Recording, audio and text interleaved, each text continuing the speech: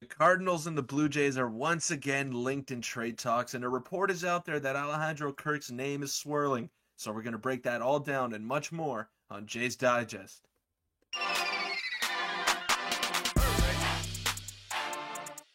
What's up, Jays fans? I'm your host, Peter Briones, alongside co-host Nick Goss. Something special for you today. We got another Cardinals and Blue Jays trade proposal. It's been happening a lot lately, but before we get into the video, just want to thank you again for helping us hit 1K subscribers.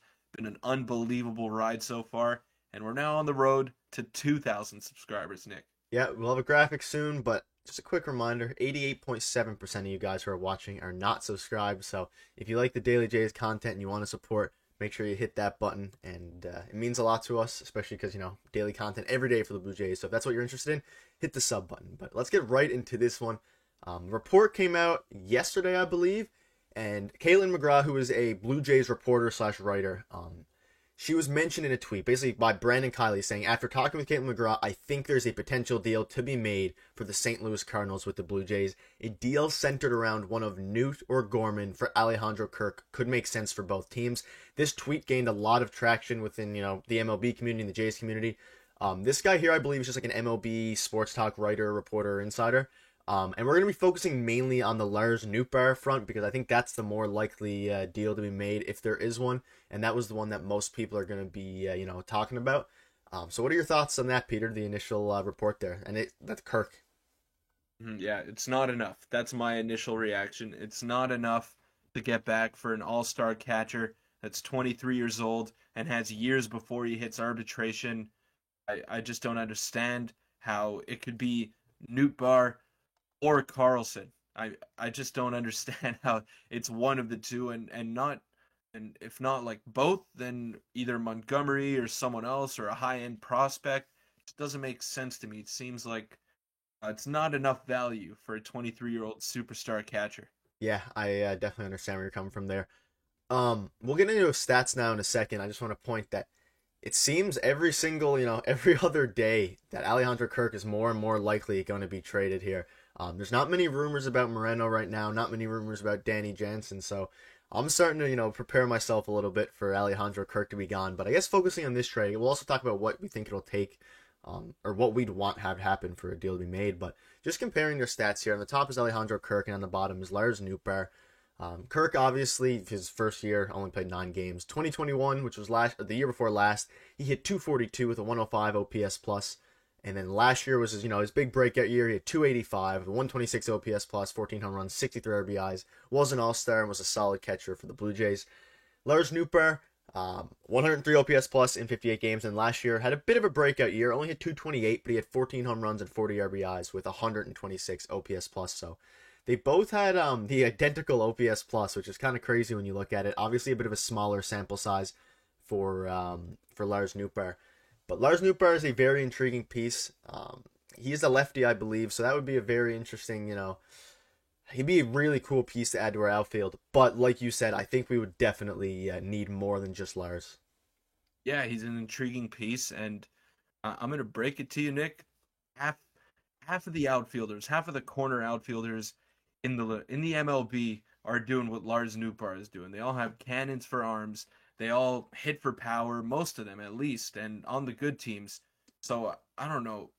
I think Lars Nootbaar is a dime a dozen, and yeah, he's a StatCast darling. He has a great arm. He hits for a lot of power. He has a good eye. Strikes out a lot too. But you can't even compare their hitting stats. Yes, okay, this identical OPS plus. They have similar OPS. Him and Kirk. Kirk plays catcher, and for him to have the offensive production that he has behind the dish, as well as be one of the best framers in the MLB, be a solid defensive catcher. Yes, he doesn't run well, but you're comparing apples and oranges here. I mean, Lars Nootbaar is a right fielder, so he's supposed to hit. Kirk is a catcher, hitting comes second. It just not at all the same players here, and I don't know if it's fair. I don't know if it's fair to even compare them.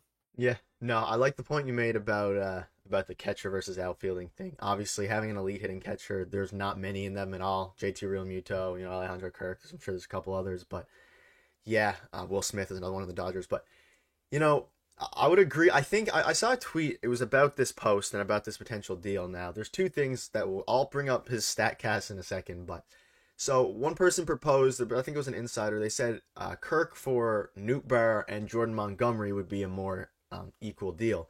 Now, I would agree that that is definitely more in the realm because Montgomery's a solid 4 or 5 starter. We do need one of those, especially if Kikuchi's going to be what he is, and then obviously Nootbaar. But the thing about Nootbaar is that well, people are saying, reporters, obviously you're not a huge fan of Nootbaar, but they said that the Cardinals fans are undervaluing Kirk and that Jays fans are undervaluing Nootbaar. So I can see where they're coming from because I haven't watched a whole lot of Lars Nootbaar, and I'm sure the Cardinals fans who did watch him see tons of potential. And obviously, I'm more on the train of trading Kirks. We're obviously gonna have different opinions about this one, which is perfectly fine. But I like the deal with. I don't know if I'd do it for Lars and Jordan Montgomery, but that's much more in the realm of what it would take. A straight up 1-for-1 would not happen. And you said they're dime a dozen. Obviously, Lars Nootbaar, there is a lot more good hitting outfielders that have good arms than there is what Kirk does behind the plate easily. So I would like a bit more value if you're trading away Kirk there. Montgomery and Lars, two solid, really good players who fill two pretty important needs, would be much more like it. But again, you feel like you could get a bit more for the All-Star catcher.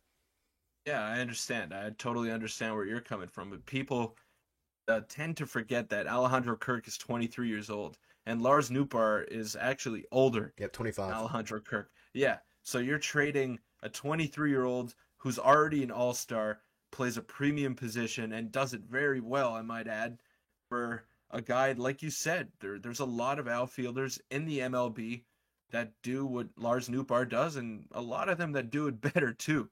Not many do it better than Kirk. So, yes, I get that you're on the train of trading Alejandro Kirk, and honestly, I think we could get a lot of value for him, but this is just not enough. It's not enough for Alejandro Kirk. Yeah, I definitely agree. A 1-for-1 wouldn't be enough. I also don't think Montgomery and Lars would be No, necessarily it's enough. not. I think the Jays would want like Tommy Edman, someone more of like that caliber.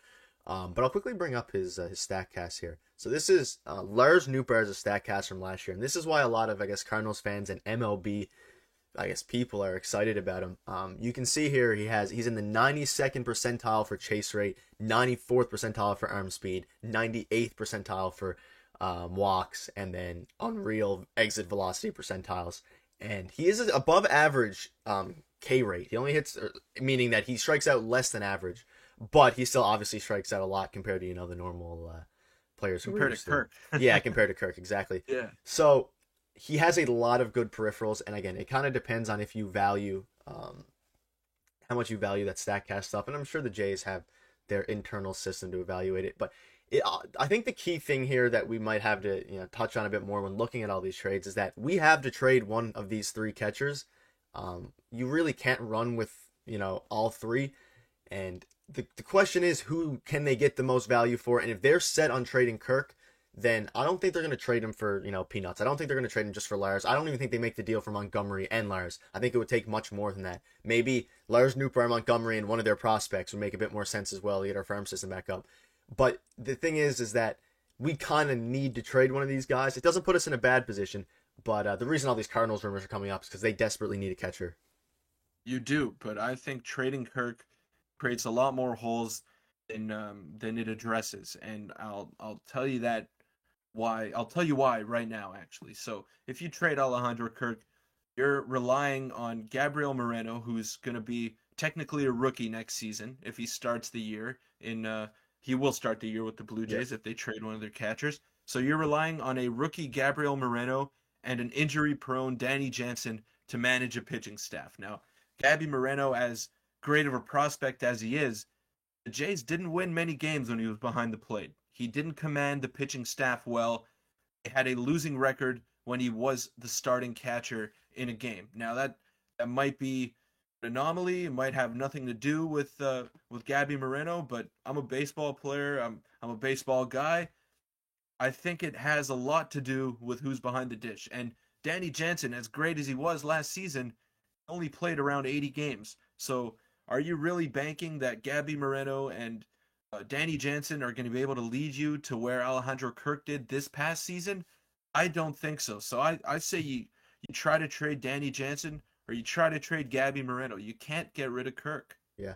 Uh, that's a good point with the Gabby thing. He was not good behind the dish at calling games. His defense itself was pretty good. His calling Yeah. of the games was just not good enough, which is understandable. He got called up, and he's still a rookie and stuff like that. So I think their plan would be, if they traded Kirk, to hope that Danny Jansen stays healthy enough, or I guess even if he's not necessarily healthy, to monitor or mentor Gabby Moreno. But it all falls into the question of who do they trust behind the plate, and they're hoping that if they trade Kirk, they fill bigger holes that the Jays need, while hopefully having an ideal scenario of Jansen and Gabby, which in a perfect world would be, it would be awesome. But it creates a lot of risk there. And we'll know over the next few months what they decide to do. I'm super curious.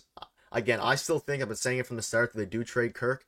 Obviously, that carries a bit more risk than trading Danny Jansen, for example, or even trading Gabby would be the least risky short-term play.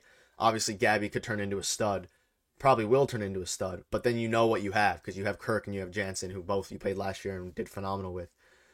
So it just depends. I don't think they trade Danny Jansen. I just really don't. I think it's between Moreno and Kirk. I think they'll give you the most value, and that's what I'm reading as well online. Because trading Jansen, you're not going to get enough value for him. I just don't think it's going to happen. I think he's better off within the Jays house, but it's going to be interesting. I really don't know what they do, and I'm hoping a package. I hope if we do trade Kirk, which I think we will, that we get something that we're excited about making a video on. Yeah, well, look, if they do trade Gabby Moreno, I don't think we're in a bad spot at all. I mean, it'll give you short-term success, but I think it'll give you long-term success too. Kirk is 23 years old. I'll say it again. He still has a lot of years left to go in this league. You could say all you want about how his body might hold up in the future, but he's built to be a catcher. He's got a strong base. He's got big legs. That's what a catcher looks like, and I don't think you should look to trade him. I think you should look to build around him. He shouldn't necessarily be your four hitter, but Alejandro Kirk is a piece that the Blue Jays are better off with and not without. Yeah, I think a lot of it comes down to some people are saying sell Kirk while his value is high, and that's kind of where I am. Obviously, but his bat to ball skills have been elite forever, so I think he's going to maintain his hitting. I think it's just like you said, it's a matter of whether he's able to stay a catcher, and I think he will. But again, we don't know as much as the front office does, and I'm sure I have faith in them to do what the best is for the team. And sometimes hard decisions have to be made, and honestly, this is a really hard decision for the front office, because no matter who we trade, someone's going to be upset. So it's gonna be interesting. But it was definitely an interesting report with the Cardinals, and I don't know. I'm hoping if we do make a trade with the Cardinals, it's for a stud, and it could be like Lars Nootbaar could be and probably will be a stud. It's just we'll see of what the value, like what else we get alongside him. It won't be a 1-for-1. Right. It'll definitely be interesting to monitor as the offseason rolls along, but that'll pretty much do it for this video here. I just want to thank you all for making it this far, and thank you once again for helping us hit 1K subscribers. The road to 2K starts now. Thanks for watching. See you tomorrow.